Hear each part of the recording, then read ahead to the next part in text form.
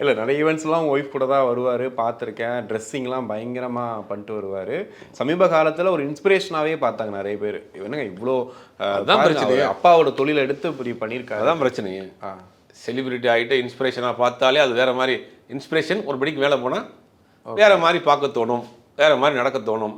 காசு பணம் பேரு புகழ் வர்றப்போ எல்லாம் ஆட்டோமேட்டிக்காக சேர்ந்து வரும். சேர்ந்து வர்றப்போ எல்லாரும் சேர்ந்து என்ஜாய் பண்ண வேண்டியதான். அந்த மாதிரி நடக்கும் விஷயம்.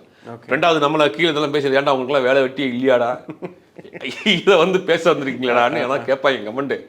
அதை கேட்கக்கூடிய கமெண்ட் படக்கூடிய அன்பர்களுக்கு நம்ம சொல்கிறது என்னென்னா, இதுவும் ஒரு செய்தி.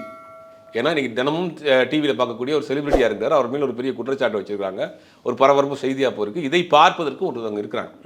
ஏன்னா அவங்க ரசிகராக இருப்பாங்க, அவரை ஃபாலோ பண்ணக்கூடியவங்களாக இருப்பாங்க.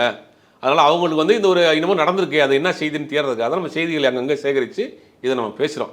இதை பார்க்கறதுக்கு ஒருத்தவங்க இருக்கிறாங்க கண்டிப்பாக. ஏன்னா இப்போ ஸ்போர்ட்ஸ் பார்ப்பாங்க, ஸ்போர்ட்ஸ் பார்க்குறவங்களுக்கு ஸ்பிரிச்சுவல் விஷயம் பிடிக்காது, ஸ்பிரிச்சுவல் பார்ப்பவங்களுக்கு ஸ்போர்ட்ஸ் பிடிக்காது, சினிமா பார்க்குறவங்களுக்கு அரசியல் பிடிக்காது, அரசியல் பார்க்குறவங்களுக்கு சினிமா பிடிக்காது. அதுக்கு ஒரு ஆடியன்ஸ் இல்லை. இப்போ தனிப்பட்ட வாழ்க்கையை தாண்டி இது நடந்த ஒரு சம்பவம், அதை சுற்றி வரக்கூடிய செய்திகள், இதை நம்ம கலெக்ட் பண்ணி தான் பேசுகிறோம்.